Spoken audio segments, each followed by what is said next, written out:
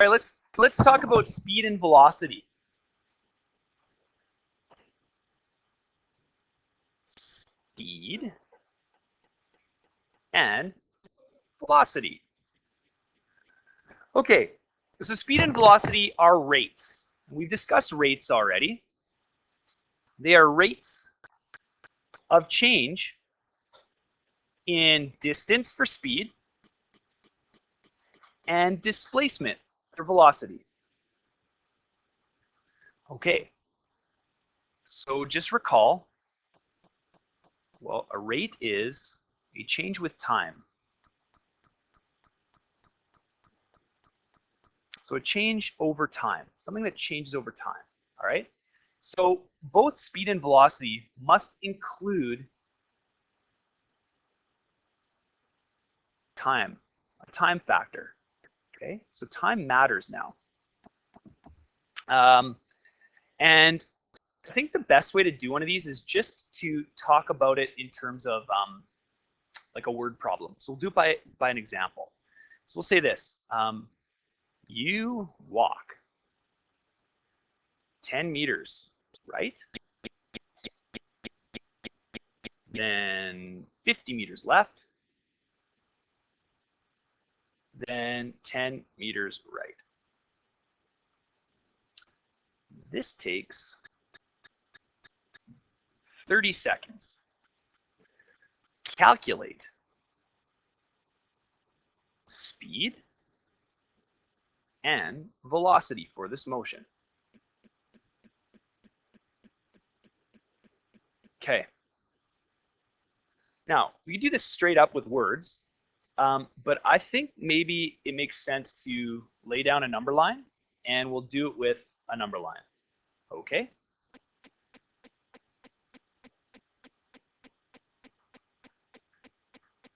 Okay. So we could say that each of these is like 10 meters, how about? So 10, 20, 30, 40, 50, 60, 70. And same on the left, 10, 20, 30, 40, 60. And these are all negative values, okay? So it says, and we'll make the assumption that this object or person starts at 0. So there they are. I'm going to put pigtails on them because why not? Okay, so they go one vector arrow here. Okay, so there's our little vector arrow. They walk to the right. And then they walk 50 meters to the left. So I get them over to negative 40. Right there. Okay, and then they finish up by walking 10 more meters to the right. Okay, so let's put in some information. Actually, you know what? I've been using D for this, but I'm gonna actually switch to S. It's the way IB likes to do it. So we're just gonna call it S. There's SI. That's your initial position, or this person's initial position. And there's your SF, the person's final position. Okay, does that make sense? So if this all takes 30 seconds, then we could say right off the bat that our delta T equals 30 seconds. Okay, so the first thing I think I want to do is actually want to make a position time graph of this motion. Okay, so I want to actually graph where this person is as they're moving. Okay, and then we'll get into just the multiple different ways you can approach and solve a problem like this. So this is what we'll need to do. Let's make a graph that looks like that. Okay, fill it in like this, 10, 20, 30, 40, say, 10, 20, 30, 40. All right, so there's 40 negative, 40 positive. That's all we really need, right, for position. Position, okay, in meters. There's 0, and we need 10. Actually, we do it like this. 2, 4, 6, 8, 10, 12. Make it longer.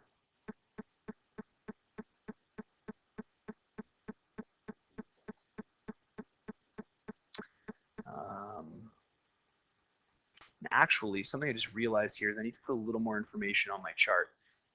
Okay, so 2, 4, 6, 8, 10, 12. 14, 16, 18, 20, 22, 24, 26, 28, 30. Okay, so I got to go all the way out here with time in seconds. There's 30 seconds there. I will say when this object is at different points. So we'll say they're there at 10 seconds.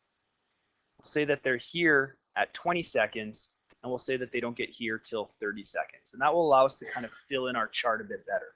Okay, so at time 0, they're at the origin, right? 10 seconds later, 2, 4, 6, 8, 10 seconds later, they're here, right? 10 seconds to the right of the origin. Then at 20 seconds, so 10, 12, 14, 16, 18, 20, at 20 seconds, they're now over at negative 40, down here. Okay, and then at 30 seconds, they are at negative, where are they? 30, right? Negative 30 at 30 seconds, so there, right there. And then what we'll do is we'll connect those dots up to kind of just show their motion as time goes by, right? So there we go. So here's kind of their motion plotted out, all right? Now one thing I'm going to do is I'm also going to connect their starting position to their final displacement, which is that line right there in dots, okay? So now what we're talking about here is kind of, I don't know, trying to like break this down into its actual motion and then its average motion, all right? So this is, you could consider to be more or less the instantaneous velocity, or the velocity for the first 10 seconds, then our velocity for the second 10 seconds, and our velocity for the third 10 seconds. And then the yellow line is the overall velocity, or the average overall velocity for the whole trip. Okay? All right, so there's kind of what we're laying down here. So now how are we going to go about solving this thing? So the first thing I want to talk about is finding speed. So speed is how much distance we covered divided by the time it took. All right, so here we go. Let's look at the total distance that we covered. So you went 10, then you went 20, 30, 40, 50, 60, 70. You went a total of 70 meters, and it took you 30 seconds. So you should get, I think, 2.5. I think meters per second. And that's your speed. No negatives, no positives. It's just speed. All right. Now let's do a couple of other things. Let's look at your average velocity. So your average velocity, we're going to call it V-av. All right, so I say average, you think add all the numbers up, divide by the number of numbers, right? That's what you're going to think. This is not what we're doing when we're talking about an average velocity, however. The average velocity is simply this. It is change in displacement, total change in displacement, over total change in time. Okay, so what's your overall change in displacement? Well, if I look here, my overall change in displacement is going from 0 to negative 30, right? So for average velocity, I simply put that in. And how I get that is I get my final position minus my initial position divided by my change in time. My final position is negative 30. My initial position was 0. And I divide it by how much time it took. Well, it took 30 seconds. So it's actually negative 1 meter per second. Okay, there's my average velocity. So if I look at my chart, okay, if I look at my chart, essentially what we've done here, okay, and you may have maybe not have noticed this, but what we've actually done is this. In math class, you learn about the slope of a line, right? And you know that the slope is the rise over the run. Or you might say it is your y final in the y plane minus your y initial, right? Because that's the rise, the y axis, divided by your final in the x minus your initial in the x. Well, final minus initial can also be called delta y over delta x. Am I right? Am I right? Am I right? Or am I right? I'm right. Of course I'm right. So look here.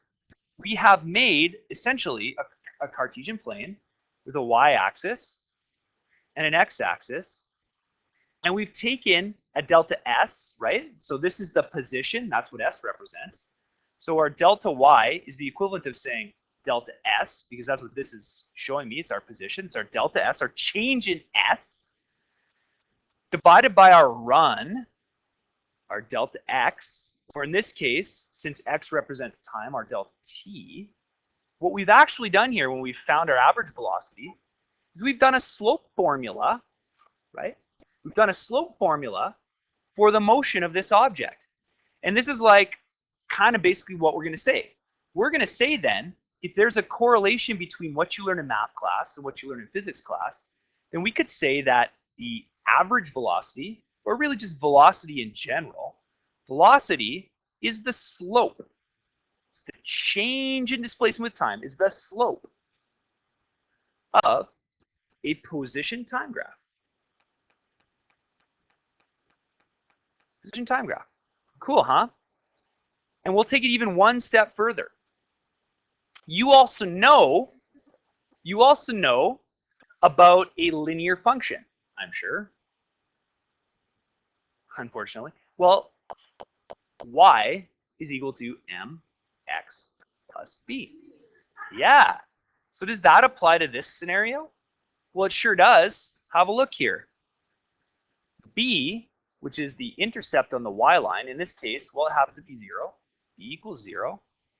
The slope, m, which is actually velocity, right? Velocity is this for the overall. I mean, we can look at these slopes too individually, but I want to talk about the overall average velocity is that. Y is actually where we are in terms of our absolute position at a given time, okay? On average, that's some point along this line, right? Because we're just dealing with average, not the actual at any given time, but the average, which is an important distinction to make, all right? So our point along there is going to be our y value, and then x is going to be where we are in terms of time. So we should be able to find any position along this with a y equals mx plus b thing. But we just change it up. We say s, our current position, is equal to m, our slope, we call that velocity, times x, which is our time, plus, well, we call this sf if you want, or sorry, si. In this case, it's 0. So our final position is our velocity times our time plus wherever we started at. Well, in this case, we started at 0.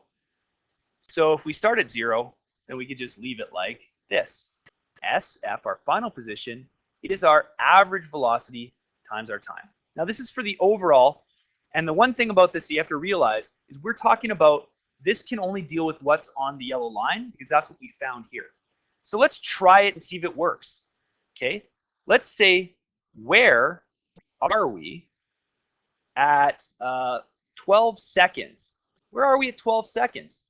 So at 12 seconds, our position would be SF equals, right, that's our position. It equals our velocity, which is -1 meter per second, right? Here's our velocity, times the time we're interested in, which is 12 seconds, plus in this case 0, right? Because I started at 0. So where will I be?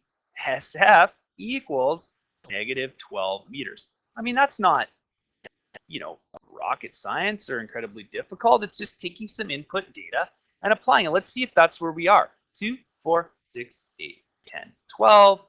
I mean, it's a little hard to see, but it sort of more or less lines up with -12, which we would expect if we had drawn like a perfect graph. Okay? So what's the takeaway from here?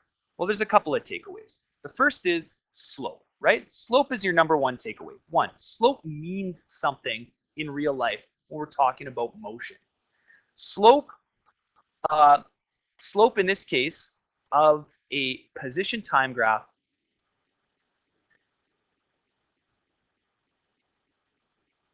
equals velocity. All right, good. Smiley face. Cool. We've shown that. We've proven it. We've seen it happen. Number two, a velocity formula, which I'll show you in a second, is a case of y equals mx plus b from math class. So this is what you'll often see. You'll often see the velocity formula written like this. It says velocity is simply change in position divided by change in time. Delta S over delta T. And this is going to be our average velocity for a trip. Our average velocity is total change in position divided by change in time. Okay? So let's finish up with a couple things here. Let's see if we can find, remember back here, we did this, right? And when we did it, we realized this is actually y equals mx plus b. And then now I'm telling you this, right? Now those don't look the same, but my argument is they are exactly the same. I'm going to show you how they're the same. So average velocity is equal to delta S. Well, that should be SF minus SI all over delta T. Okay? So we're going to do some algebra here. Who doesn't love algebra? Multiply both sides by delta T. And rewrite. Well, dividing by delta T and then multiplying by it cancels a delta T. So now we get this. Average velocity times delta T should be equal to SF minus SI. Now we're going to take this one more step further. And we're going to say my final position can always be found as V average times T, or delta T, right, plus SI. Okay? This, for math class, is a y equals mx plus b, and it describes the motion of an object versus time on a position time graph. Okay? So hopefully that's like tied that into kind of a useful little bundle for you. We will use graphs. You can see here that there's other velocities we could find off of here, but the average velocity is the overall for the motion. Okay? And we've done quite a bit, right? We've taken words. We've converted the words into movement on a number line. We've taken that number line motion and converted it into a graph showing the difference between position as time goes by. Then we've also derived a couple of formulas from that, going back to stuff you learned in math class. Okay? And then I gave you the velocity formula and showed you how it's a y equals mx plus b relationship. Okay, a linear relationship. So let's use this one more time. Okay, let's see how we can use this. You start 100 kilometers, let's say east of Winnipeg, east of Winnipeg. All right. You then travel at 100 kilometers per hour west for 4 hours. Okay? Find SF, final position. Find your final position in that case. How do you do it? Okay, well, let's see. What are we given with? We're given an initial position of SI. So if I draw a little number line here real quick, just to show that it all ties together. Quick little number line. Call that Winnipeg. It's right there. Okay. You start 100 kilometers to the east. So 50, 100. 100 km east. Right? 50. All right. So you start here. There's your initial position. And you go that way. Okay. The time equals 10 hours. Right? And your velocity equals 100 kilometers per hour. What is your SF? How do you find your final position? Okay. What did I say time was? Oh, sorry, 4 hours. Time should be 4 hours. My mistake. Bad teacher. There we go. So we said your final position should be equal to your velocity times your time plus your initial position. All right. So SF equals V. Well, V is to the west. Would we consider that to be a negative velocity or a positive velocity? Negative, right? It's got to be negative. So negative 100 kilometers per hour. All right, that's the slope of the graph, and we'll draw the graph after to see what it looks like. Times 4 hours plus, well, 100 kilometers to the east is a positive, right? East is positive, plus 100 kilometers. So in other words, you have traveled 400 kilometers to the west, but you started at 100 kilometers. Where are you going to be?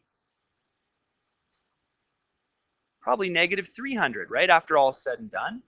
Your delta D, your change in position, or delta S, is 400, but your actual final position has to take into account that you started over here. So you go negative 400 kilometers, right? Why? Because you have a canceling out here. Negative 100 kilometers per hour times 4 hours gives you negative 400 kilometers, plus 100 kilometers, as you started to the right, gives you a final position equal to negative 300 kilometers. Now you could do that many different ways. You could do it the way I did with a formula and a number line, right? You could just think about it, draw a picture, right? I'm not going to tell you the right way to do it. The right way to do it is what makes sense in your mind, but you have to understand a problem like this and be able to solve it. That's the key. Now let's put this on a graph really quickly before we're done and see what it would look like. So there's our displacement. Maybe we'll move that down just a little bit. Okay. Where did we start? Oh, sorry, you know what? I should move it up a little bit, not down. There. We started at, we started here, 100 kilometers to the east. Here's Winnipeg, 1, 2, 3. There's negative 300. Here's 4 hours, 1, 2, 3, 4. Okay, let's put our initial position here. There's SI. And we figured out our final position is here. There's SF. What's the slope of this line going to be? What value should the slope be? What's the value on the slope? Isn't it this? This is how we're changing our position with every time, or this is our rise for a run of an hour. So we have a rise of negative 100 for a run of every hour. And this is what we're going to have here, right? So just to label everything, slope equals negative 100 kilometers every hour. So this is like a rise over a run, right? It's a negative 100 rise for a run of 1, all right? Negative 100 kilometers per hour.